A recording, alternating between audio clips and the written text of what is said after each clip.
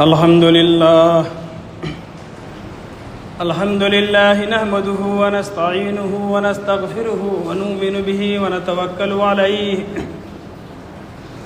ونعوذ بالله من شرور أنفسنا ومن سيئات أعمالنا من يهده الله فلا مضل له ومن يضلله فلا هادي له ونشهد أن لا إله إلا الله وحده لا شريك له ونشهد أن محمدًا عبده ورسوله أما بعد فأعوذ بالله من الشيطان الرجيم بسم الله الرحمن الرحيم هل يستوي الذين يعلمون والذين لا يعلمون اللهم صل على سيدنا مولانا محمد وعلى آله وصحبه وبارك وسلم۔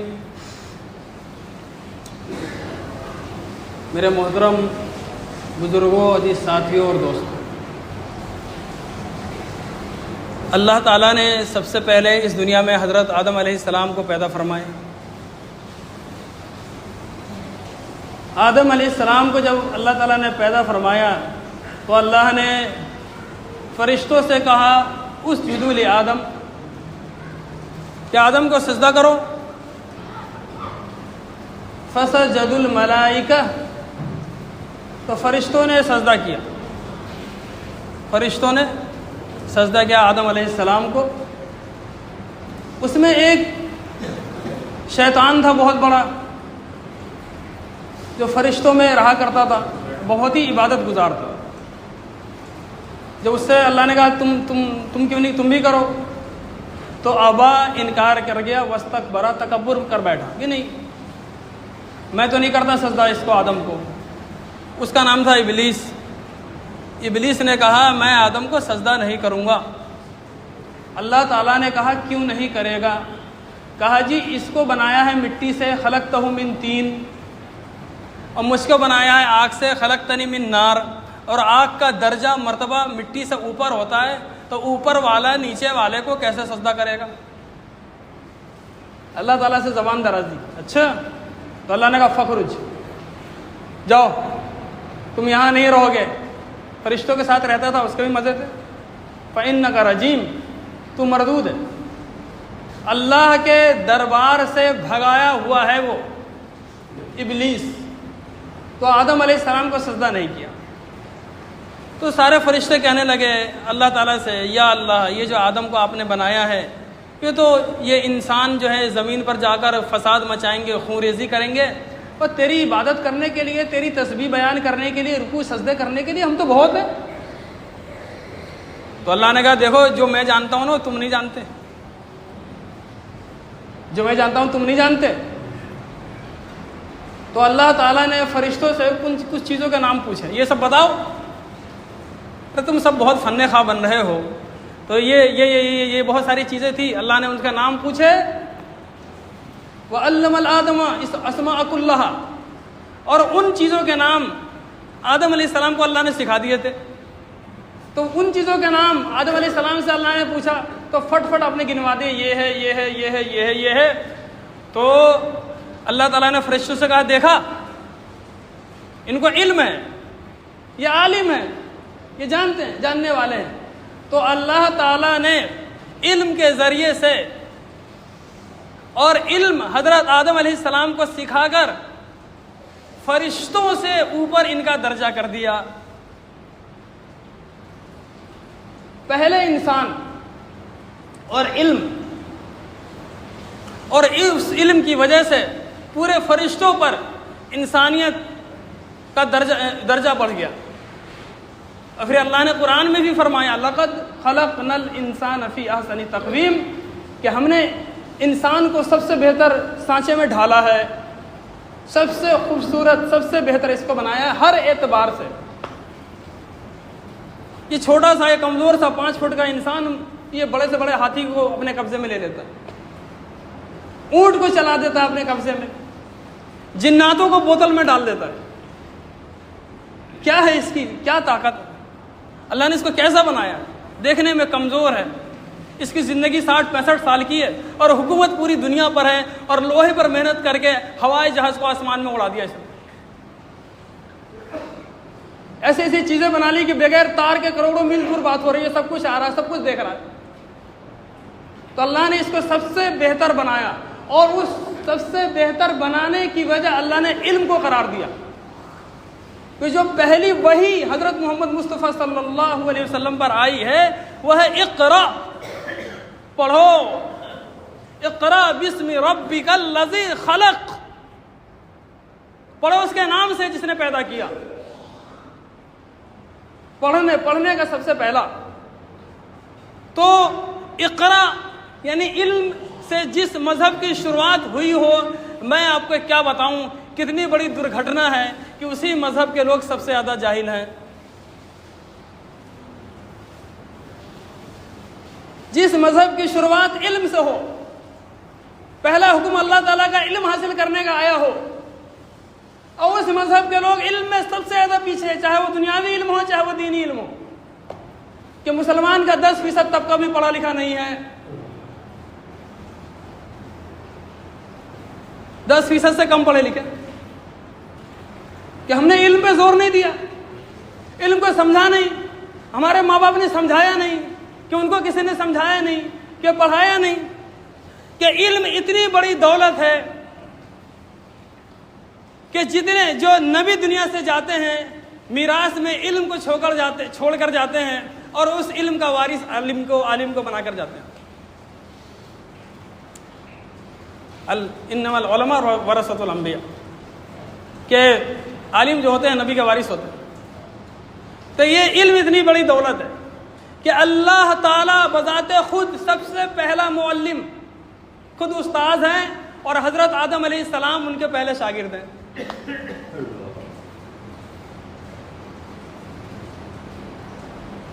آدم علیہ السلام شاگرد ہیں، اللہ تعالیٰ استاد ہیں۔ اس طریقے سے تمام انبیاء کرام خصوصاً اللہ کے شاگرد ہیں، اور اللہ تعالیٰ ان کا استاد ہے۔ ایسے ہی اللہ کے نبی صلی اللہ علیہ وسلم اللہ کے شاگرد ہیں، اللہ تعالیٰ استاد ہیں۔ تو اللہ کے نبی صلی اللہ علیہ وسلم نے مخلوق سے علم کو حاصل نہیں کیا، براہ راست خالق سے علم کو حاصل کیا ہے، اسی لیے آپ کو امی کہتے ہیں۔ امی سمجھ لو، امی کسے کہتے ہیں؟ آپ صلی اللہ علیہ وسلم نے علم کو کسی مخلوق سے، کسی آلے کے ذریعے سے حاصل نہیں کیا، براہ راست علم اللہ تعالیٰ نے اپنی ذات سے آپ کے دل پر القا فرمایا ہے۔ اس سے اوپر کی چیز ہے علم، انسانوں سے سیکھنے سے اوپر کی چیز ہے جو اللہ کے نبی صلی اللہ علیہ وسلم کو دیا گیا ہے، کہ میرے نبی آپ کو ہم خود سکھائیں گے، آپ بار بار آپ پریشان نہ ہوئیے، ہم اس قرآن کو آپ کے دل پر جما دیں گے، ہم خود ہی آپ کو سکھانے والے ہیں۔ آپ کو لوگوں سے سیکھنے کی اور لکھنے کی یا پڑھانے کی اس کی کوئی حاجت ہی نہیں ہے، اس سے تو اوپر لیول ہے آپ کا، یہ تو دوسرا لیول ہے۔ یہ امی ہوتے ہیں، یہ امی کا یہ مطلب ہے۔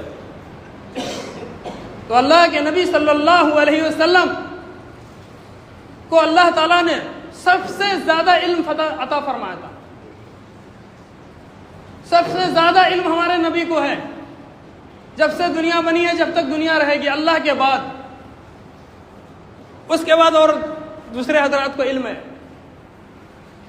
تو اس علم کو حاصل کرنے کا اللہ کے نبی صلی اللہ علیہ وسلم نے حکم فرمایا ہے کہ طلب العلم فریضۃ علی کل مسلم و مسلمہ، کہ علم کا حاصل کرنا ہر مرد پر، ہر مسلمان پر اور ہر مسلمان عورت پر فرض ہے۔ یہاں پر آپ صلی اللہ علیہ وسلم نے عورت کو نہیں چھوڑا ہے، کیونکہ عورت جو ہے نا چھوڑنے کی چیز ہی نہیں ہے۔ حضرت آدم علیہ السلام کو جنت میں اللہ تعالیٰ نے ڈالا، تو جنت میں بھی آدم علیہ السلام کو کچھ کمی محسوس ہو رہی تھی، ایک خالی پن محسوس ہو رہا تھا۔ تو اللہ تعالیٰ کو تو سب پتہ ہے، تو اللہ تعالیٰ نے اس خالی پن کو دور کرنے کے لیے حضرت آدم علیہ السلام کی بائیں پسلی سے حضرت حوا علیہ السلام کو پیدا فرمایا، اور حضرت حوا دنیا کی، میں نے کئی بار آپ کو بتایا کہ سب سے پہلی خاتون ہے اور سب سے زیادہ خوبصورت ہے۔ جو حضرت آدم علیہ السلام کی بیوی ہے. تو پھر اللہ نے کہا اب جاؤ جنت میں رہو, اب کوئی ٹینشن نہیں ہے. ایک کمی آپ کو لگ رہی تھی وہ ہم نے پوری کر دی. یعنی انسانیت, مرد کے اندر کی کمی کو اللہ تعالیٰ نے عورت کے ذریعے سے مکمل فرمایا. اتنی خاص چیز ہے. دنیا کی زینت اس کی وجہ سے ہے, دنیا کی خوبصورتی اس کی وجہ سے ہے, دنیا میں سکون اس کی وجہ سے ہے, اور دنیا میں دل لگتا ہے اس کی وجہ سے. یہاں تک کہ اس کی اتنی ضرورت ہے کہ اللہ نے جنت کو بھی عورت سے خالی نہیں چھوڑا. جنت میں بھی عورتیں ہوں گی, اور اس عورت کے بارے میں اللہ نے قرآن میں اور ہمارے نبی نے حدیث میں فرمایا کہ عورتیں ایسے ایسی ہوں گی, اتنی خوبصورت ہوں گی, اور جو کبھی بوڑھی ہونے والی نہیں ہے, ہمیشہ خوبصورت رہیں گی اور تمہارے لیے ہمیشہ وفادار رہیں گی. تو اللہ نے کہا جنت کے لیے دوڑو, اس کو حاصل کرو. تو جنت میں بھی دنیا بنی جب سے, دنیا رہے گی جب تک, اور دنیا کے بعد تک جنت میں ہمیشہ ہمیشہ کے لیے مردوں کی طاقت اور مردوں کی مضبوطی کے لیے اور اس کی زندگی کو گزارنے کے لیے اللہ تعالیٰ نے عورتوں کو پیدا فرمایا ہے. تو معلوم ہوتا ہے یہ تو بہت ہی خاص اور بہت ہی عزت والی چیز ہے. تو کبھی تو ماں ہوتی ہے, ایک روپ اس کا ماں کا ہے, اس عورت کا. جب یہ ماں ہوتی ہے نا تو یہ محبت کی مثال ہوتی ہے, ایثار ہمدردی کی مثال ہوتی ہے کہ ماں سے زیادہ اپنی اولاد سے دنیا میں کوئی محبت کر ہی نہیں سکتا, کہ اپنی زندگی کے بدلے میں اولاد کی زندگی کو پسند کرتی ہے کہ خود مر جائے گی, بیٹے کو بیٹی کو بچا لے گی. وہ جھوپڑی میں رہنے والی عورت, اور وہ دسمبر میں جنوری میں کڑاکے کی ٹھنڈ, اور اس کو ہو رہا ہو 104 بخار, اور اس کا وہ 6 مہینے کا بچہ, اور ذرا سا ایک چھوٹا سا بستر, اور اس بستر پہ وہ بچہ اگر پیشاب کر دے تو خود اس پیشاب پر لیٹ جاتی ہے, اور جو سوکھی جگہ اس پہ اپنے گود میں لے کر بچے کو لٹاتی ہے. یہ تو ایک ماں ہوتی ہے, حالانکہ اس کو بخار ہے. بڑا ہو گیا, کوئی اس بچے کو ہاتھ نہیں لگا سکتا, آنکھ نہیں دکھا سکتا, پورے محلے سے لڑ لے گی, جھگڑ لے گی, شوہر سے لڑ لے گی, جھگڑ لے گی, پورے گھر والوں سے, خاندان سے لڑتی جھگڑتی ہے, نہیں میرے بچے کو کوئی کچھ نہیں کہہ سکتا. یہ ماں ہوتی ہے. تو ایک روپ عورت کا ماں کا ہے, ایک روپ بیٹی کا ہے. بیٹی گھر کی رانی, گھر کی رحمت, گھر کی خوبصورتی, گھر کی چہل پہل, ہر کونے سے اس کے ہنسنے کی آواز آوے. ادھر سے آئے تو ابا کیسے ہیں, ادھر سے آئے تو امی کیسی ہو, کبھی کچن میں ماں کے ساتھ, کبھی باپ کے ساتھ, سب کے ساتھ وہ کھیلنے والی, اس کا وہ کھلتا ہوا چہرہ. کہ باپ جب باہر سے تھکا ماندہ گھر میں آتا ہے تو بیٹی کو دیکھ کے ساری تھکان دور ہو جاتی ہے. جب وہ بیٹی پوچھتی ہے ابا جان کیسے ہو, لو ٹھنڈا پانی لو, بس سب ختم, ساری تھکان دور. ایسی دوا ہے وہ بیٹی کہ اللہ کے نبی صلی اللہ علیہ وسلم نے فرمایا اللہ نے کسی کو بیٹی دی, اس کو بہترین اس نے تعلیم دیا, اس کی بہترین تربیت کی, اور پھر اس کا نکاح صحیح جگہ کر دیا تو جنت میں جائے گا. اتنا بڑا انعام بیٹی کے لیے کہ حضرت فاطمہ رضی اللہ تعالی عنہ, آپ صلی اللہ علیہ وسلم کی صاحبزادی, حضرت علی رضی اللہ تعالیٰ عنہ کی زوجہ محترمہ, جب اللہ کے نبی صلی اللہ علیہ وسلم کی مجلس میں آتی تھی حضرت فاطمہ, تو آپ صلی اللہ علیہ وسلم اٹھ جاتے تھے اپنی جگہ سے کہ بیٹی فاطمہ تم یہاں بیٹھو. یہ تو بیٹی ہوتی ہے, بیٹی رحمت ہے, بیٹی رحمت ہے, بیٹی رحمت. اس کا کوئی بیٹا نہیں, خالی بیٹی خوش ہو جاؤ. جنت میں جانے کا اللہ نے تمہیں سب سے آسان ذریعہ بنایا, ان سب کی تربیت کر دو, جنت میں چلے جاؤ.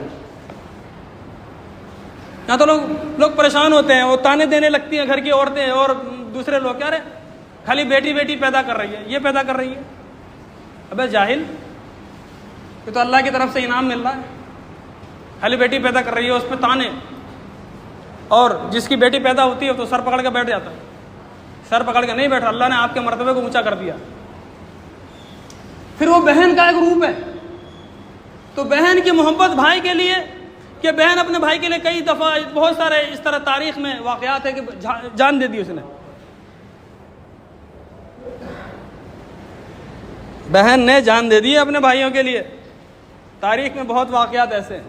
تو بہن کی محبت اب جو ایک روپ ہے اس کا وہ ہے بیوی, جس کو شریک حیات کہتے ہیں.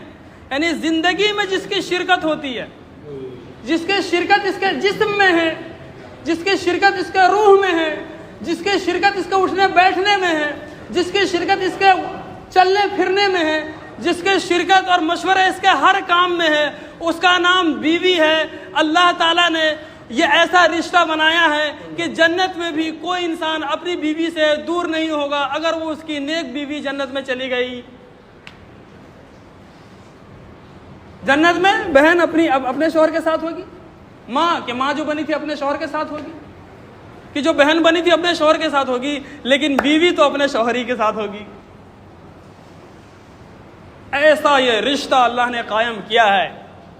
اب سوال یہ پیدا ہوتا ہے کہ یہ جو رشتہ اللہ نے بنایا ہے اور اللہ نے مردوں کو اور عورتوں کو سب کو علم حاصل کرنا ضروری قرار دیا ہے, اس میں مرد کتنا علم حاصل کر رہے ہیں اور عورتیں کتنا علم حاصل کر رہی ہیں. کہ اللہ تعالیٰ نے عورتوں کو گھر کی ذمہ داری دی ہے کہ تمہارا یہ اندر کا کام ہے, یہ اندرون کا کام ہے, اور مردوں کو بیرونی ذمہ داری دی ہے کہ تمہارا یہ باہر کا کام ہے. تو مرد باہر کی ذمہ داریوں کو اپنے علم کے ذریعے سے بخوبی انجام دے گا. اللہ کے نبی صلی اللہ علیہ وسلم کے طریقے کو اپنی زندگی میں لائے گا کہ باہر میں ہمارے نبی کیا کرتے تھے, کیسے چلتے تھے, تجارت کیسے کری ہے, آپ کے معاملات کیسے ہیں, آپ کے اخلاق کیسے ہیں, آپ باتیں کیسے کرتے تھے, آپ کا چہرہ کیسا تھا, آپ کا لباس کیسا تھا, آپ تو یہ تمام چیزیں اس کو وہ جان کر اس پر عمل کرتا ہے. اور عورت گھر کے اندر اپنے اولاد کی تربیت کرے گی, شوہر کی فرما برداری کرے گی, شوہر کے لیے اپنی عزت کو بچا کے رکھے گی, اپنے بچوں کو دین سکھائے گی, شوہر کے مال کی حفاظت بھی کرے گی, شوہر کے گھر کی حفاظت کرے گی, اور شوہر کے ماں باپ کی بھی خدمت کرتی ہے جو شوہر پہ وہ احسان کرتی ہیں. تو یہ سارے کام کرنا عورتوں کی ذمہ ہے. تو جس طریقے سے مردوں کو علم حاصل کرنا فرض ہے, اسی طریقے سے گھر کے اندر کے ماحول کو بنانے کے لیے اور اس کو سنبھالنے کے لیے عورتوں کے لیے بھی علم کا حاصل کرنا اتنا ہی فرض ہے.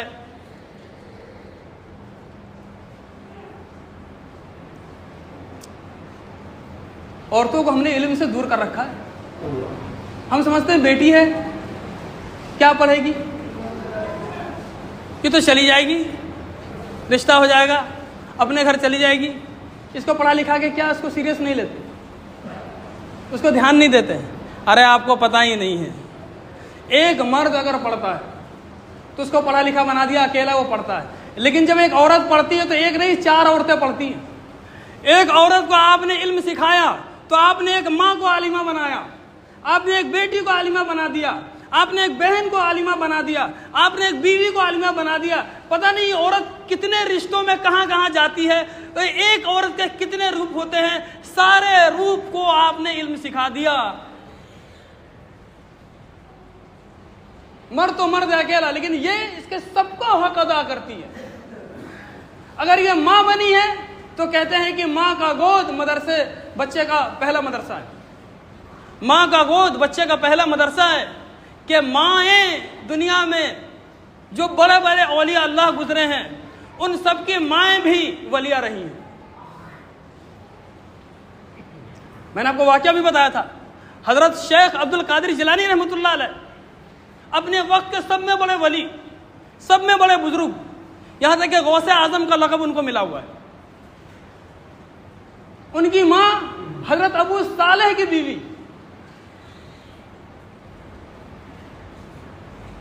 وہ اس کے بارے میں کہ جس کے بارے میں جب حضرت ابو صالح کا نکاح ان سے اس خاتون سے ہوا تو ان کے باپ نے کہا تھا, ابو صالح وہ ان کے اس لڑکی کے باپ نے کہا تھا کہ میں تیرا نکاح, اے ابو صالح میں تیرا نکاح ایسی لڑکی سے کرنے جا رہا ہوں جو اندھی آنکھوں سے. جس کے ہاتھ نہیں ہیں، جس کے پیر کٹے ہوئے ہیں، جو زبان سے گونگی ہے، جو کانوں سے بہری ہے، ان کو تعجب ہو ایسی لڑکی سے میرا نکاح کریں گے؟ تو انہوں نے فرمایا تھا کہ وہ آنکھوں سے اندھی اس لیے ہے کہ کسی غیر محرم کو نہیں دیکھا، زبان سے گونگی اس لیے کہ کسی غیبت، کسی کی برائی نہیں کری، کان سے بہری اس لیے کہ کوئی غلط بات نہیں سنی، اور پیر سے وہ لنگڑی اس لیے ہے کہ کبھی بھی وہ گھر سے باہر بلا اپنے باپ کی اجازت سے کبھی نہیں گئی، کوئی غلط کام نہیں کرا، اس کے ہاتھ نے اپنے جسم کی حفاظت کری ہے، اس لیے اس کے ہاتھ نہیں ہے، گویا کہ اپنے گھر میں سمٹ کر رہ گئی۔ وہ اس عورت کے وہ فرزند ہیں جس کا نام شیخ عبد القادر جیلانی ہے۔ ایسے ہی بچے پیدا ہوتے ہیں۔ ایک بزرگ گزرے ہیں، بابا فرید نام ہے، غالباً ہندوستان میں شاید، تو ان کو جو دیکھتا ان کو دیکھ کے مسلمان ہو جاتا، ان کو جو دیکھتا مسلمان ہو جاتا۔ یہ بڑے خوش ہوئے کہ او ہو، میں تو اللہ کا کتنا فضل ہے میرے اوپر کہ مجھے دیکھ کے لوگ مسلمان ہو جاتے ہیں۔ اپنی ماں سے کہا کہ امی جان کیا بتاؤں، میں بہت خوش ہوں، اللہ کا بڑا فضل ہے کہ جو کہ مجھے دیکھتا ہے مسلمان ہو جاتا ہے۔ تو امی نے کہا ہے تیرا کمال نہیں بیٹا، میرا کمال ہے۔ کہا تمہارا کمال ہے؟ کہا ہاں، کہ کبھی تجھے جب بھی بھوک لگی بغیر وضو کیے میں نے تجھ کو دودھ نہیں پلایا، اور جب تو پیٹ میں تھا تو میں نمازیں پڑھ پڑھ کے تلاوت کر کر کے اللہ سے دعا کرتی تھی کہ اللہ ایک ایسا فرزند مجھے عطا کر دے جس کو دیکھ کر لوگ مسلمان ہو جائیں، جس کو دیکھ کر لوگ مجھے مسلمان ہو جائیں۔ یہ وہ عورت ہے جب خاندان کو بنانے پر آئے گی نا، جب معاشرے کو بنانے پہ آئے گی نا، تو جو کام سالوں میں ہوگا چٹکیوں میں کر ڈالے گی۔ اس لیے اس کو دیندار بنانا اس وقت کی سب میں بڑی ضرورت ہے، اور اس کو علم سکھانا اس وقت کی سب میں بڑی ضرورت ہے۔ معاشرے میں سارا بگاڑ، جو برائیاں ہیں، عورت کی جہالت کی وجہ سے ہے، اور ساری اچھائیاں آئیں گی عورت کو علم سکھانے کے بعد۔ ارے آپ مولوی صاحب ہیں، مفتی صاحب ہیں، جماعتوں میں جاتے ہیں، ماشاءاللہ بڑی بڑی داڑھی ہے، تعلیم میں بیٹھتے ہیں، سب کچھ تو ٹھیک ہے، اپنی بیوی سے جا کے پوچھ لو کلمہ یاد ہے اس کو، پوچھو اس سے جا کے۔ 100% نمازی مسجد والے، 5 وقت والے، وہ اپنی گھروں میں جا کے اپنی بیویوں سے پوچھے کہ تمہیں کلمہ یاد ہے؟ تو میں قسم کھا کر کہہ سکتا ہوں کہ 90% ایسے نتائج اور رزلٹ آئیں گے کہ ان کے گھر والیوں کو صحیح سے کلمہ پڑھنا نہیں آتا ہوگا۔ اور کہتے ہیں مستورات میں جانے کی کیا ضرورت ہے؟ مستورات کی جماعت میں جانے کی کیا ضرورت ہے؟ اوہ، مستورات کی جماعت اس دور میں اللہ کی وہ نعمت ہے کہ اب سجدے میں پڑے رہو، اس کا حق ادا نہیں کر سکتے۔ وہ عورتیں جو کلمہ نہیں جانتی تھی، وہ عورتیں جو سورہ فاتحہ نہیں جانتی تھی، وہ عورتیں جو نماز کو نہیں جانتی تھی، وہ عورتیں جو شوہر کا ادب نہیں جانتی تھی، وہ عورتیں جو بچے کے حق کو نہیں جانتی تھی، وہ عورتیں جو قرآن کی تلاوت نہیں جانتی تھی، وہ عورتیں جو زکوٰۃ کو نہیں جانتی تھی، وہ عورتیں جو حج کو نہیں جانتی تھی، وہ عورتیں جو معاملات کو، اخلاق کو، پردے کو، اپنے عزت کی حفاظت کو نہیں جانتی تھی، جب وہ اپنے گھر کے کسی محرم کے ساتھ یا اپنے شوہر کے ساتھ کسی کے ساتھ جماعت میں جا کر وقت لگا کر آئی ہے، تو آج وہ ایسی ایسی عورتیں ہیں کہ جس کی تہجد کی نماز بھی کبھی فوت نہیں ہے۔ مستورات کی جماعتیں عجیب ماحول بنتا ہے، لوگ جانتے نہیں نا، بہت سارے لوگ اعتراض کرتے ہیں۔ ارے اعتراض کرنے سے پہلے میرے بھائی جانو تو صحیح وہاں ہوتا کیا ہے، اب جا کے دیکھو تو صحیح وہاں کرتے کیا ہے۔ لوگ یہ سمجھتے ہیں کہ مستورات کی جماعت ایسے کام کرتی ہیں جیسے مردوں کی جماعتیں کام کرتی ہیں۔ لوگ یہ سمجھتے ہیں جس طریقے سے مرد گشتوں میں جاتے ہیں عورتیں بھی جاتی ہوں گی، جس طریقے سے مرد خصوصی ملاقاتوں میں جاتے ہیں عورتیں بھی جاتی ہوں گی، جس طریقے سے مرد تعلیم میں بیٹھ کر اور تعلیمی گشت میں جاتے ہیں عورتیں بھی بلا کے لاتی ہوں گی۔ ارے میرے بھائی ایسا نہیں ہے، عورتیں تو مسجد میں بھی نہیں ٹھہرتی، پورے پردے کے ساتھ، ہاتھ میں موزہ، پیر میں موزہ، آنکھ پہ پردہ، پورے پردے کے ساتھ اپنے محرم کے ساتھ سفر کرنا پوری دنیا میں کہیں بھی جائز ہے ایک عورت کا. تو وہ سفر کرتی ہے پورے پردے کے اندر، پورے احتیاط کے اندر. ایک گھر میں جا کے 5-6 یہ جوڑے ہوتے ہیں، 5-6 مرد ٹھہرتے ہیں مسجد میں، عورتیں ٹھہرتی ہیں کسی گھر میں. وہ گھر پوری طرح محفوظ اور مامون گھر ہوا کرتا ہے. اس گھر میں وہ ٹھہرتی ہیں، اور اس گھر میں جو مرد پہلے سے رہتے تھے یا تو کئی سارے کمرے ہیں اوپر نیچے تو وہاں ٹھہرتے ہیں، یا ان سے کہا جاتا ہے جا باہر نکل، جاؤ باہر کہیں رہنا، مسجد میں سو لینا، مدرسے میں سو لینا، دوست یار کیا سو لینا، اب تمہاری گھر میں جگہ نہیں جتنے دن جماعت ٹھہرے گی. اتنی حفاظت ہوتی ہے وہاں کہ جتنے پردے میں جماعتوں میں جایا جاتا ہے مستورات کی اور جو عورتیں وہاں رہتی ہے، اتنے پردے میں تو کبھی آپ کے گھر میں آج تک نہیں رہی. بازاروں میں گھومو لے کے، منہ کھول کے لپسٹک لگا کے بہت اچھے، پارکوں میں گھمانے لے جاؤ منہ لال کر کے گھوم رہی ہے بہت اچھا، سنیما گھر میں فلم دکھانے لے جاؤ جی بہت اچھا، یعنی ساری کرتوتیں الٹی سیدھی کر لو بہت اچھا. کہ مستورات کی جماعت میں نہیں جائیں گے کہ ناجائز ہے؟ کس نے کہہ دیا ناجائز ہے؟ دین سکھانا ناجائز ہے؟ گھر میں جا کے دین سکھاتا نہیں اور جماعت میں جانے دیتا نہیں. پوری پلاننگ ہو چکی ہے کہ ایک عورت کو جہنم میں ہر حال میں پھینک دیں گے. بھئی یہ کون سی محبت ہے مردوں کی عورتوں سے؟ کون سی محبت ہے یہ؟ خود تو جان رہے سب کچھ کر رہے ہیں، عورتوں کو کہاں پھینک رکھا بیچاری کا. اس کی زندگی کچن سے آگے بڑھتی نہیں. صبح اٹھے گی، ناشتہ بنانے لگ جائے گی، 10 بجیں گے کپڑے دھوئے گی، 12 بجیں گے کھانا بنانے لگ جائے گی.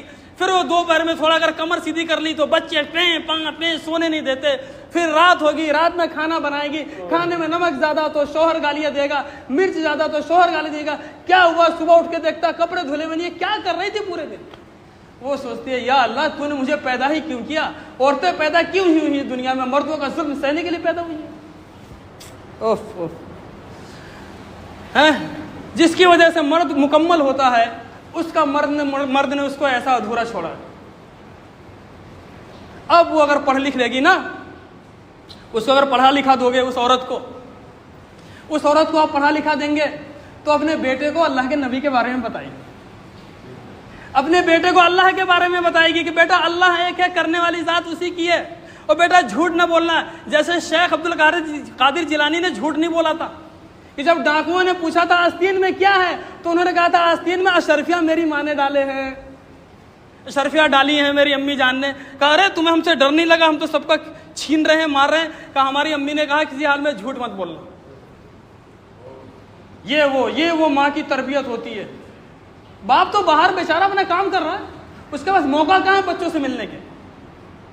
یہ علی گڑھ والے صبح 4 بجے چلتے ہیں، رات کو 1 بجے پہنچتے ہیں. 1 ہفتے بعد اتوار کو بچے اٹھ کے دیکھتے ہیں یہ کون ہے؟ تو ماں کہتی ہے تیرے ابا ہے. اوہ ابا ہے.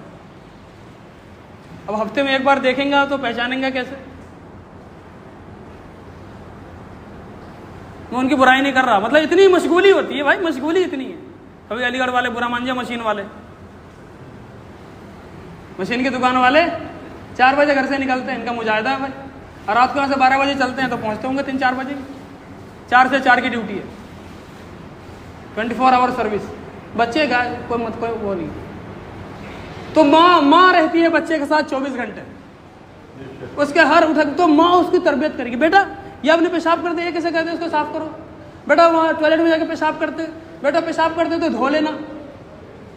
بیٹا ایسے بیت الخلا کرتے، بیٹا ہمارے نبی ایسے رہتے تھے، بیٹے ہمارے نبی ایسے کھاتے تھے، بیٹے ہمارے نبی یہ دعا پڑھتے تھے. بیٹا جب باہر کسی سے ملو تو ان کو کہنا السلام علیکم ورحمۃ اللہ وبرکاتہ.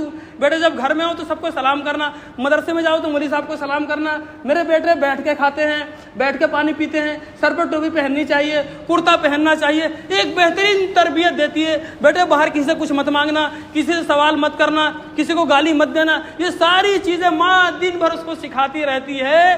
تو وہ ولی نہیں بنے گا تو شیطان بنے گا. وہ ماں، تو اس ماں کو میرے بھائیوں علم سکھانا ضروری ہے. ہر حال میں اس کو علم سکھاؤ. میرا تو یہ کہنا ہے کہ آپ کی ایک بیٹی ہو، ایک بیٹا ہو، اور پڑھا اتنی ہی آپ کے پاس رقم ہے، اتنی ہی آپ کی وسعت ہے، طاقت ہے کہ ایک کسی ایک کو پڑھا سکتے ہیں تو ہر حال میں بیٹی کو پڑھانا، بیٹے کو چاہے مت پڑھانا، کیونکہ آپ نے ایک بیٹی کو پڑھا کے 4 بچوں کو پڑھایا ہے، پورے کنبے کو پڑھایا ہے، پورے نسل کو پڑھا ڈالا. وہ عورت ایسا کر دے گی، پورے معاشرے کو سدھار کے رکھ دے گی. کہ معاشرہ گھر سے پنپتا ہے، معاشرہ اس گھر کا نام ہے، معاشرہ بازار کا نام نہیں ہے، معاشرہ اس سماج کا نام ہے جس میں ہماری بیوی بچے رہتے ہیں، جس میں ہم رہتے ہیں. اس کو سدھارنا سب سے زیادہ ضروری ہے، جس کو انہی باتوں کو سوچتے سوچتے ہم سوچتے رہے. کمیٹی والے حضرات سے بھی میں کہتا رہا، انہوں نے بھی غور کیا. یہ جو ہمارا کھنڈر پڑا ہوا تھا، یہ آگے والا ایسا کھنڈر تھا، 2 سال تک، کئی سال تک ایسے رہا. اس میں ہم نے وہ ایک نظم بنایا کہ گھر کی عورتیں آ کے یہاں پر دین سیکھ لے گی. 2 سال کا کورس بنایا کہ 2 سال میں وہ اماں پارا حفظ کر لے گی جی، نماز کی کتاب سیکھ لے گی، پڑھ لے گی جی، اور بہشتی زیور اچھے سے پڑھ لے گی. اب وہ 3 سے 6 کا ٹائم ہے اس کا، روزانہ 3 سے 6 آئے، کبھی نہ بھی آئے، دقت ہو جاتی ہے عورتوں کو، کوئی بات نہیں متا. اور 3 گھنٹے پڑھو، 2 گھنٹے پڑھو، 1 گھنٹہ پڑھ کے گھر کی شادی شدہ عورتیں اگر چلی جائے 2 سال تک پڑھے گی تو اس کو گھر میں پورا دین آ جائے گا، اس کا سب سمجھ میں آ جائے گا. کیونکہ مستورات کی جماعت میں جانا ہر کسی کے لیے آسان نہیں ہے، کیونکہ ایسا ماحول نہیں ہے، کیونکہ گھر کا مرد نہیں جاتے تو عورت کیسے جائے گی. تو کم سے کم یہاں تو آ سکتی ہے، لیکن کوئی توجہ نہیں لوگوں کی. اس کی فیس ہم نے رکھی 500 روپے طے کی، 2 سال وہی فیس چلی، تعداد گھٹتی گئی. پہلے سال تو تعداد صحیح تھی، تو اس سال کمیٹی والوں نے وہ تعداد فیس 300 متعین کر دی کہ 300 کر دو جی، 300 کر دو، بھاری پڑ جاتا ہے. 300 کر دو، آگے کبھی بھی آگے داخلہ لیں، کبھی بھی آگے پڑھے. یہ ہم نے عورتوں کے لیے کھولا ہے، لڑکیوں کے لیے نہیں ہے اسکول کی. وہ تو مجبوری میں اس کو چلانا ہے، تو لڑکیاں آ رہی ہیں، پڑھ رہی ہیں، بالغ لڑکیاں. اب بہترین معلمہ جو گجرات سے فارغ ہے، اچھی صلاحیت تو اس کی، بہت سوچ سمجھ کے اس کو ہم نے رکھا کہ اپنی عورتوں کو تھوڑا ٹائم دو. جیسے گھر میں چلے جاؤ، 4 بجے اس کو بھیج دو، اجی 5 بجے اس کو بھیج دو، اجی 3 بجے. جب یہ 3 4 5 سے 1 گھنٹے کے لیے جب بھی آپ کی ٹائمنگ فکس ہو جائے، گھر کے کام کاج کر کے دوپہر میں آ کے پڑھ لے گی، روزانہ آ کے پڑھے گی، انشاءاللہ دین کو سیکھ لے گی. ایک طریقہ تو یہ ہے، لیکن اس میں بھی کوئی وہ نہیں. اس لیے آپ لوگوں سے درخواست ہے ادب کے ساتھ کہ اس علم کو عورتوں میں منتقل کرو. ہم چاہے جاہل رہ جائیں، ہم شوہر اور گھر کے مرد باہر جا کے کام کریں، جاہل ہے کوئی بات نہیں، اپنی عورتوں کو پڑھا دو، آپ کی نسلیں پڑھ جائیں گی. اور آپ جتنے پڑھے لکھے ہو جاؤ، گھر کی عورتیں جاہل ہے تو پڑھے لکھے اولاد بھی جاہل سے بدتر اخلاق اور کردار کی ہوگی. لڑکے پڑھ رہے ہیں، سب پڑھ رہے ہیں، گالیاں بکتے پھر رہے ہیں، لڑکیاں پڑھ رہی ہیں، وہ بھاگتی پھر رہی ہیں. کیوں کہ گھر کے اندر دین کا ماحول نہیں ہے، گھر کے اندر وہ دینداری نہیں ہے، عورتوں میں وہ دین نہیں ہے. اسی لیے میرے بھائیو، سب سے پہلا ہمارا یہ عزم، اور آج یہی بات مجھے آپ لوگوں سے کرنی ہے کہ ارادے کرے کہ ہم تو انشاءاللہ مستورات کی جماعت میں بھی وقت لگائیں گے، 3 دن 10 دن چلا وہ لگائیں گے انشاءاللہ. اور جب تک وہ لگانا نہیں ہو پا رہا، یہ جو ہم نے یہ جو کھولا ہے مدرسہ اسلامیہ تعلیم القرآن، 3 بجے سے لے کے 6 بجے تک، اس میں اپنی ٹائمنگ فکس کر کے آپ داخلہ کرائیں. میں اوپر بیٹھتا ہوں، باتیں کریں، آپ اس سے میرے پاس آئے اور یہاں اپنی مستورات کو بھیجے کریں گے انشاءاللہ. اللہ تعالیٰ خوب عمل کی توفیق نصیب فرمائے.